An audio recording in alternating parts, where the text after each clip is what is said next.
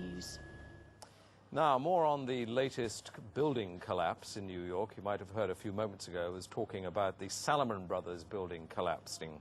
And indeed it has. Apparently that's only a few hundred yards away from where the World Trade Center towers were.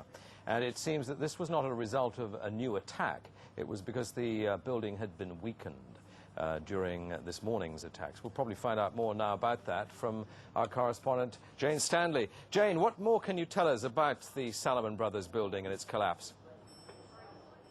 Well, only really what you already know. Details are very, very sketchy. There's almost a sense downtown in New York behind me, down by the World Trade Centers, of just an area completely closed off as the rescue workers try to do their job. But this isn't the first building that has suffered as a result. We know that part of the Marriott Hotel next to the World Trade Center also collapsed as a result of this huge amount of falling debris from 110 floors of the two twin towers of the World Trade Center.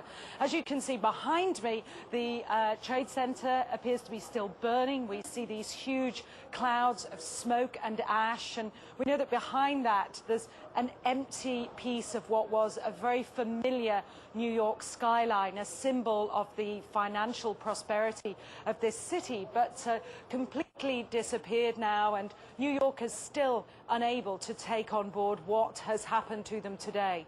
Presumably there were very few people in the Salomon building when it collapsed. I mean, there were, I suppose, fears of possible further collapses around the area. That's what you would hope, because this whole downtown area behind me has been completely sealed off and evacuated, apart from the emergency workers. That was done by the mayor, Rudy Giuliani, much earlier today because of, course, the dreadful collapse of the Twin Towers of the World Trade Center. But New York, very much a city still in chaos. The phones are not working properly, the subway lines are not working properly. And we know that down there near the World Trade Center there are 3 schools that are being turned into triage centers for emergency treatment. And I know that over in New York Harbor, where the famous Statue of Liberty is, there's a field hospital where 1,500 people are being treated. And we have heard, though it's unconfirmed as yet, that 100 New York City police officers have been taken there as well for treatment. But we do need to confirm those figures for the officers. It's now, what, some 8 hours since the attacks. Is there any estimate yet available of the number of casualties in the World Trade Center? I think we can only go at this point with the words expressed by the mayor of New York, Rudy Giuliani, that it's too frightening to think how many there could be. We know that it's about almost 300 people on the airliners that were used in these attacks. But you've got to remember, this was 9 o'clock in the morning on a Tuesday morning. It's busy in downtown Manhattan, in the financial district then. The World Trade Center itself has 50,000 workers. There are tens of thousands of tourists who go up there every day. The figures are almost too frightening to contemplate. You can understand why nobody yet wants to put a figure on them. Listening to the mayor, Rudy Giuliani, a bit earlier, one of his messages was, business as usual. We won't let this get us down. But presumably, a lot of Manhattan people must have fled the city to Long Island to get away from possible further attacks.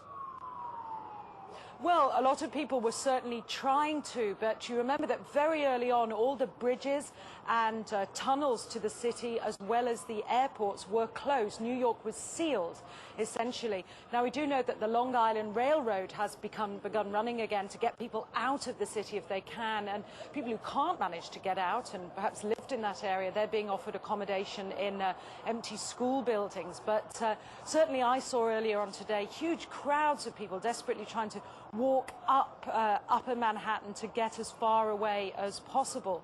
I think nobody really knows how to go or where to go, and you have to remember, even now, I don't think people can sink in to people what's happened. We haven't for the past hour or so heard much from the people of Manhattan. You're with them there. I mean, what are they saying tonight after this catastrophic attack?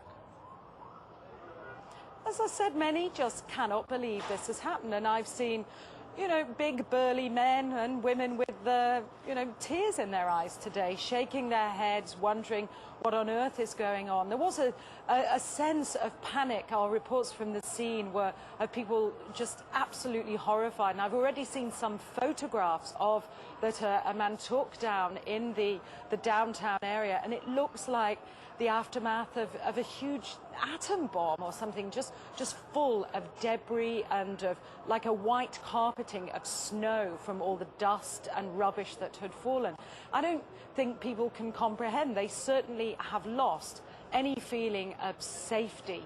There's still a great pride in the city. People are determined to fight back, but a great sense of shock and loss. People keep looking at the sky, for example, where you can see the plume of smoke and say, when that's gone, it won't be there anymore. Our Twin Towers won't be there.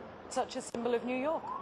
Are they talking yet about revenge and what the government should do to counter this threat, or are they numb still? I think people are still numb, and I don't think people are talking about revenge in that way at all yet. I think people are still too traumatized. We don't know how many people have been killed.